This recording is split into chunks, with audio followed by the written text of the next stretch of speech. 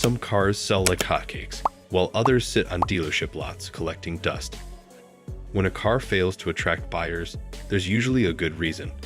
Whether it's terrible reliability, awful design, sky-high repair costs, or simply a driving experience so bad it makes you question reality.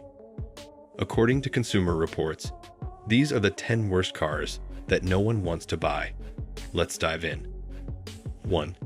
Mitsubishi Mirage, the budget car that feels too cheap. The Mitsubishi Mirage is supposed to be an affordable, fuel-efficient city car. But there's a fine line between budget-friendly and downright terrible, and the Mirage crosses that line. One of the biggest complaints about this car is its tiny 1.2-liter three-cylinder engine, which struggles to provide any real power. With only 78 horsepower, it takes an eternity to reach highway speeds, making merging a dangerous game of chance.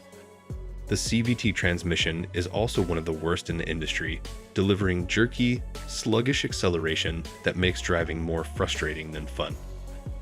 The interior is another letdown. While budget cars aren't expected to have luxury features, the Mirage's cheap plastic materials, uncomfortable seats, and minimal tech make it feel like it was built for a different decade. Combine this with poor safety ratings and lackluster handling, and it's no surprise that nobody wants to buy this car. Even though it's one of the cheapest new cars on the market, most people would rather spend a little more for something actually enjoyable to drive. 2. Fiat 500 liters, the ugly, unreliable Fiat that nobody wants.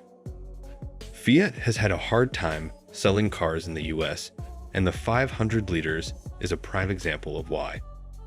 Unlike the fun and stylish Fiat 500, the 500 liters is bigger, uglier, and far less enjoyable to drive. It was supposed to be a practical, European-style compact car, but it ended up being a complete disaster. One of the biggest issues with the Fiat 500 liters is its horrendous reliability. Owners report constant problems with the transmission, electrical system, and infotainment unit.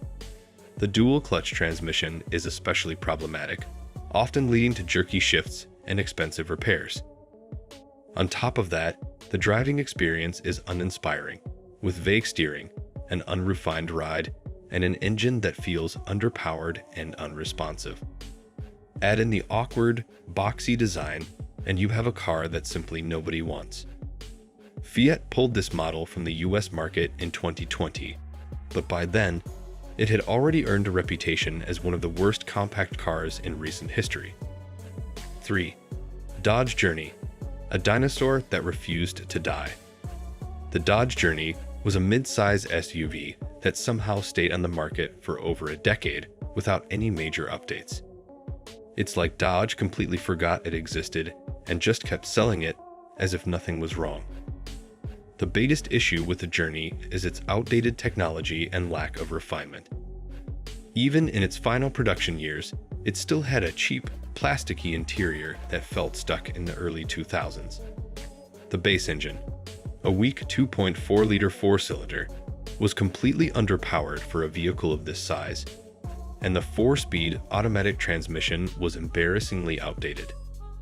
To make things worse, Consumer Reports consistently ranked the Journey as one of the worst SUVs in terms of reliability. 4. Nissan Titan, the pickup that couldn't compete. The Nissan Titan is supposed to be a full-size truck that competes with Ford, Chevy, and Ram. But let's be real, when was the last time you actually saw one on the road? Exactly. The Titan has struggled to gain traction in the ultra-competitive truck market, and it's easy to see why. First, the Titan's fuel economy is terrible, even by truck standards.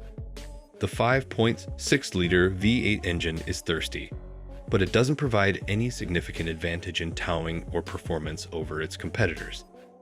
Plus, its interior and technology feel outdated, making it less appealing than other trucks that offer better infotainment systems and luxury features. But the biggest problem: resale value. The Titan depreciates like a rock, meaning buyers avoid it because they know they'll lose money in the long run. Consumer Reports has consistently rated it as one of the worst full-size trucks. The Mirage is a hydrogen fuel cell vehicle, meaning it doesn't use gasoline or electricity. It runs on hydrogen gas. In theory, this sounds great. It's clean, efficient, and futuristic. But in reality, there's one massive problem. Hydrogen refueling stations are almost non-existent. Even though Toyota offers massive incentives to buy or lease a Mirage, it simply doesn't make sense for most people. Until hydrogen technology becomes mainstream, this car will remain one of the biggest sales flops in Toyota's history. 6. Cadillac CT6, a luxury sedan that couldn't survive. Cadillac had high hopes for the CT6, their flagship luxury sedan meant to compete with BMW and Mercedes. But despite its elegant design and high-tech features, buyers weren't interested. One of the biggest issues was Cadillac's reputation. While brands like BMW and Mercedes have a strong foothold in the luxury sedan market, Cadillac struggled to convince buyers that the CT6 was worth the investment. The resale value was terrible, and the dealer network wasn't strong enough to support a luxury customer base. 7. Volkswagen Arteon, a luxury sedan that nobody knows exists. Ever heard of the Volkswagen Arteon? Probably not. And that's exactly the problem. Volkswagen tried to position the Arteon as a luxury alternative to the Passat, but it ended up being an expensive sedan that nobody asked for. The Arteon is a good-looking car with a sleek design, but the problem is its price. It's meant to compete with entry-level luxury sedans like the BMW 3 Series or Audi A5, but buyers looking for premium cars would rather buy an actual luxury brand. 8. Jeep Renegade, the off-roader that can't off-road. Jeep is known for making rugged, capable SUVs, but the Renegade is an exception. This small SUV was designed to be an affordable entry-level Jeep, but in reality, it's just a rebadged Fiat with a Jeep badge slapped on it. The biggest problem with the Renegade is its terrible reliability. 9. Chrysler 300, a relic of the past that's finally dying. The Chrysler 300 was once a stylish full-size sedan with a bold design and strong V8 power. But over the years, Chrysler did almost nothing to update it, and it eventually became a dinosaur on life support.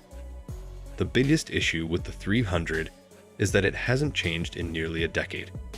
10. Subaru Ascent, the Subaru that nobody wants. Subaru has a reputation for making reliable, practical, and all-wheel drive cars, but the Ascent has been a massive disappointment. This was supposed to be Subaru's answer to three-row SUVs like the Toyota Highlander and Honda Pilot. Car manufacturers try to create vehicles that appeal to the masses, but sometimes they completely miss the mark. Whether it's due to terrible reliability, bad marketing, outdated technology, or simply bad luck, these cars have one thing in common: nobody wants them.